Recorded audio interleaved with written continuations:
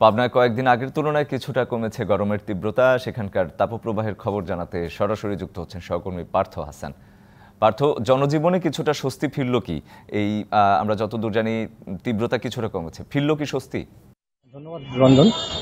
আসলে আপনি যেমনটি বলছিলেন যে আসলে গত কয়েকদিনের তুলনায় গতকাল থেকে এবং আজকে সকাল থেকেও কিন্তু রোদের তীব্রতাটা অনেকটাই কম এবং গরমের তীব্রতাটা কিন্তু অনেকটাই কমে এসেছে। গত কয়েকদিনের তাপমাত্রা যদি আমরা দেখি সেক্ষেত্রে কিন্তু 40 থেকে 43 ডিগ্রি পর্যন্ত পাবনাতে তাপমাত্রা রেকর্ড করা হয়েছিল।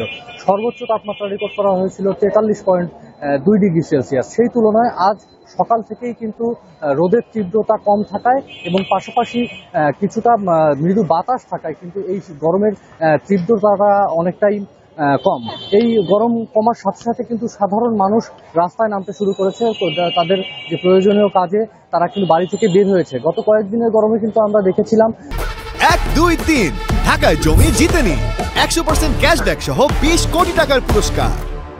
খুব প্রয়োজন ছাড়া মানুষ বাইরে আসছিলেন না। আরেকটি বিষয় জানিয়ে রাখতে চাই যে গরম কিছুটা কমলেও পানির যে সমস্যাটা তা কিন্তু রয়ে গেছে। কৃষকরা কিন্তু এর সবচেয়ে বড় ভুক্তভোগী, কারণ সেচ কাজে কিন্তু ব্যাপক সমস্যার সম্মুখীন হচ্ছে। পানির স্তর অনেকটাই নেমে গেছে, সেক্ষেত্রে ফসল হানির কিন্তু তারা সম্ভাবনা দেখছেন।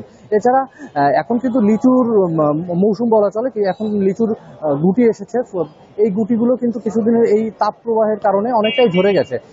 এছাড়া আমরা আবহাওয়া অফিসের সাথে কথা বলেছি, তারা আমাদেরকে জানিয়েছেন যে আগামী 2-1 দিনের মধ্যে পাবনাতেও বৃষ্টিপাতের সম্ভাবনা রয়েছে। এই বৃষ্টিপাত হলেই কিন্তু আবহাওয়াটা আরো শীতল হয়ে আসবে। রঞ্জন, এই ছিল আসলে পাবনা থেকে আমার কাছে সর্বশেষ তথ্য।